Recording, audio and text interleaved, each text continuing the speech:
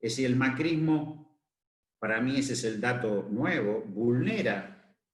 el proceso democrático tal como había sido concebido. De hecho, los líderes de los primeros 20 años de democracia, que fueron Menem y Alfonsín, habían generado un clima de cierta institucionalidad que iba a ser quebrado en el 2001, pero fuertemente recuperado con integración a la política y con legitimación política inédita desde el 83 por Néstor y Cristina. Lo que hace el macrismo es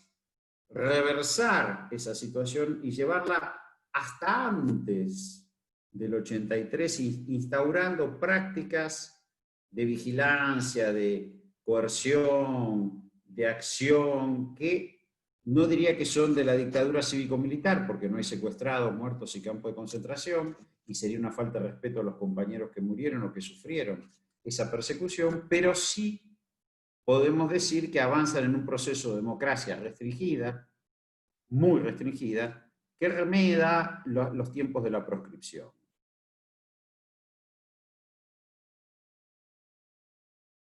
Bueno, Roberto, si estás escuchando bien y querés empezar, tenés micrófono para vos. ¿Estoy escuchando bien? ¿Me están escuchando todos? Sí, te estamos escuchando muy bien, sí. Perfecto, entonces arrancamos. Yo creo que hoy es un día especial, es un día, uno charlando con varios compañeros, algunos estaban con un brote de indignación por los que habían salido a la calle de la oligarquía, otros cuestionaban al presidente que festejara el 9 de julio flanqueado por la sociedad rural y el presidente de la Bolsa de Comercio de Buenos Aires. Bueno, creo que son postales de un tiempo que nos toca vivir y de un tiempo que a todas luces es singularmente difícil. Creo que estamos ante un tiempo que es singularmente difícil. Singularmente difícil porque, primero, como decía Perón, la política es la política exterior, lo decía parafraseando a Bismarck, ¿no? En ese punto, la idea o lo que uno tiende a ver es que el mundo está en una crisis muy grave, muy severa, de muy vasto alcance. Esto no quiere decir que el capitalismo se muere, ni que viene los estados socialistas, no. Pero sí hay que asumir que hay una fase del capitalismo que se está cerrando, o que el virus acelera condiciones que ya estaban, que eran preexistentes y que lo tienden a cerrar. ¿Qué quiero decir con esto? ¿Por qué estoy tratando de relacionar lo que ocurre hoy con esta crisis?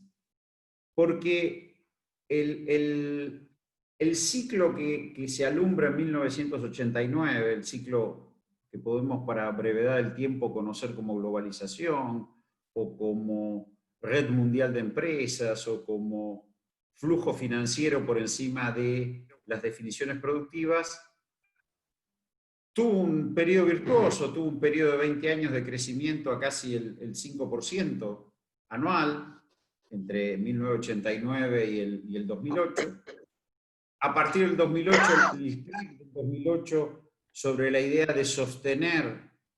consumo por la vía del endeudamiento, por la vía financiera, encuentra el límite, es decir, la sanción y la legitimación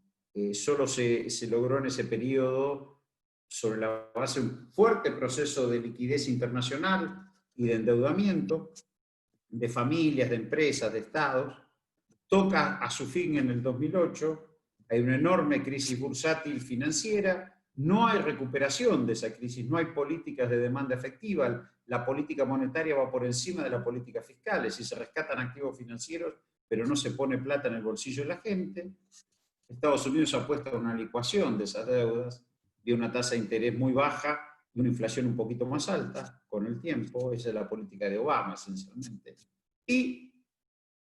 el mundo que crecía al 5% empieza a crecer al 1,8, al 1,9, no llega al 2, de los cuales más de la mitad, el 1,1, es aportado por China y el Asia-Pacífico, con lo cual el virus aparece en un momento en que las economías occidentales desarrolladas y el Japón estaban virtualmente estancadas, creciendo por debajo del 1% anual. Ese escenario es el que determina, sumado a la crisis no resuelta del 2008, la emergencia de movimientos antiglobalizadores enormes, potentes, que alcanzan la presidencia de los Estados Unidos con Donald Trump y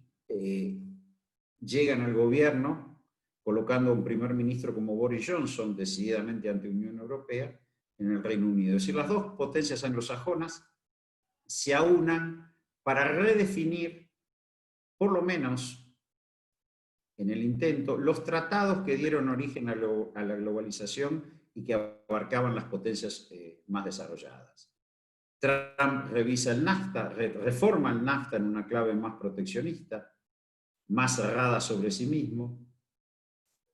Boris Johnson impulsa abiertamente la salida del Reino Unido de la Unión Europea con el Brexit, completa el Brexit, con lo cual el Tratado de Maastricht es golpeado fuertemente y el NAFTA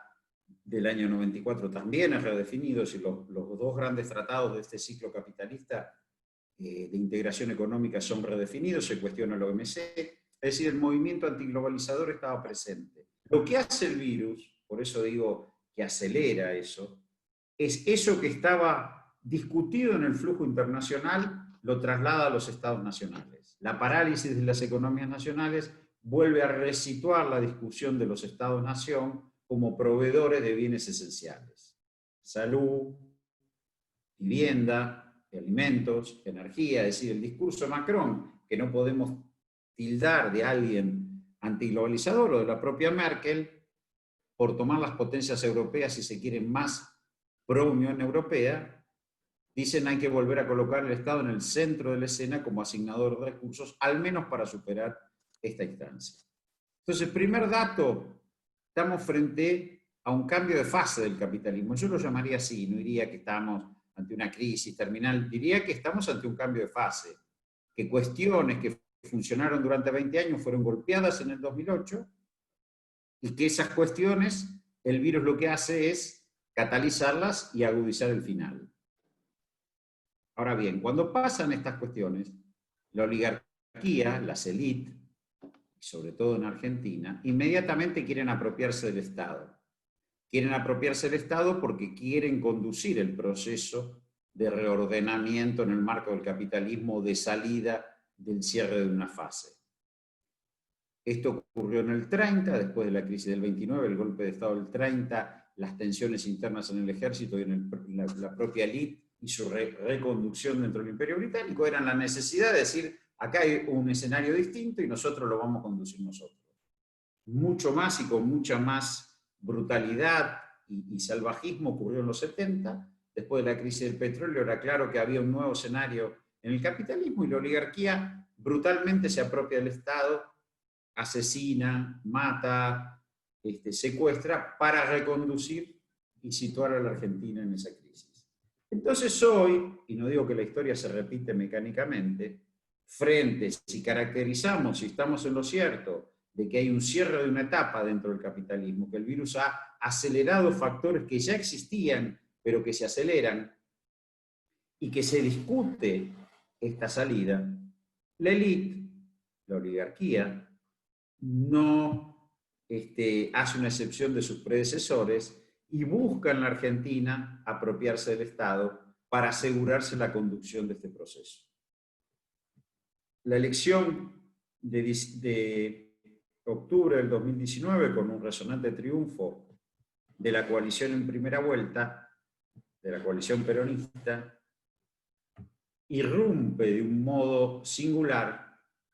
y deja desnudo no solo el fracaso del gobierno de Macri, sino todo el andamiaje que ellos habían montado para vulnerar el modelo democrático que se había inaugurado en 1983, que imperfecto y con dificultades no dejaba de ser un modelo de funcionamiento institucional, por lo menos hasta el 2015. Es decir, el macrismo,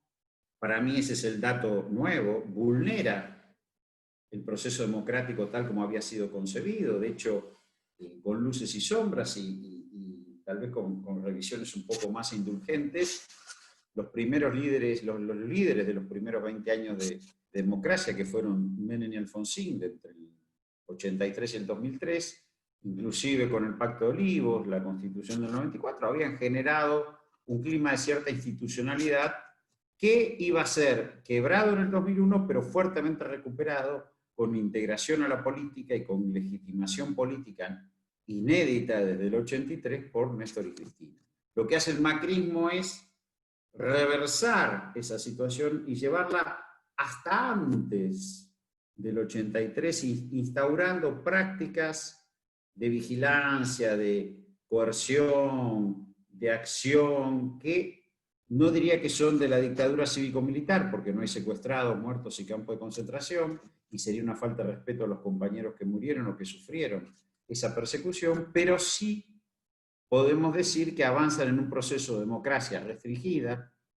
muy restringida, que remeda los tiempos de la proscripción. Esto es así. Y hoy tenemos, tomando el escenario internacional, una oligarquía que ha sido desalojada del gobierno por los votos, impensada por ellos, o por lo menos por gran parte de ellos, y que está buscando recuperar el gobierno o el control del Estado a como de lugar. Sobre todo porque en la Argentina, además, y esto habla bien de nuestro país, genera procesos de revisión muy profundos sobre los errores que son inéditos respecto de otros países. Digo, el juzgamiento de los responsables de crímenes de lesa humanidad tiene muy pocos antecedentes en el mundo, ni siquiera en Nuremberg. Ni siquiera en Nuremberg. Yo casi me atrevería a decir que si uno revisa un poco la historia reciente del siglo XX, Videla es el único dictador sanguinario que murió en la cárcel. Porque, perdón que bajo el celular, porque sacamos Mussolini y Hitler, que murieron en el marco de la Segunda Guerra Mundial, Petain se murió en la cama, Pinochet se murió en la cama, Franco se murió en la cama, Oliveira Salazar se murió en la cama, los dictadores brasileños, uruguayos y el resto de Latinoamérica también. Entonces, me parece que el escenario actual es un escenario de alta conflictividad, tal vez no tanto por las decisiones de política económica del gobierno,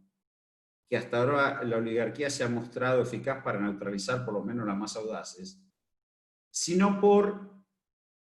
la discusión política que se ha instalado en torno al Estado y en torno a la revisión de la legalidad o institucionalidad del macrismo. Es decir, la revisión de un modelo fuertemente antidemocrático, aun cuando hubiera llegado al gobierno por los votos. Me parece que en ese punto de conflicto estamos. Por eso está agudizada la tensión política, porque hay un cambio estructural a escala planetaria, incierto, yo no me atrevo a decir para dónde, pero no tengo dudas, eso sí me atrevo a afirmarlo, que acá se cierra una etapa, la que se abrió en el 89 para mí se cierra, se va a otro escenario, para dónde no me atrevería a decirlo. El segundo tema es que eso pone muy nervioso al poder económico, pone muy nerviosa a la oligarquía, a la élite, y buscan desesperadamente apropiarse del Estado, o por lo menos tener interlocutores que le garanticen el control del Estado para conducir a la Argentina en el marco de este proceso. Y nos encontramos con un gobierno de coalición peronista heterogéneo, en el que convergen visiones distintas del mundo y de las realidades, y con un presidente, producto de los acuerdos de esa coalición, que surge como un moderado y un dialoguista. El gobierno, en términos de política económica en este escenario, como decíamos antes, tiene luces y sombras, ahora va en el camino correcto. El hecho que exista la asistencia de trabajo privado o el ATP o el subsidio a los trabajadores del sector privado, que impide una masificación del desempleo y trata de frenar el cierre de empresas, que podría ser de una mortandad mucho mayor de lo que está haciendo en estos momentos, es una intervención estatal que no es muy tolerada, porque muchos apuestan en este escenario a comprar mercados, a quedarse con cuotas de mercado.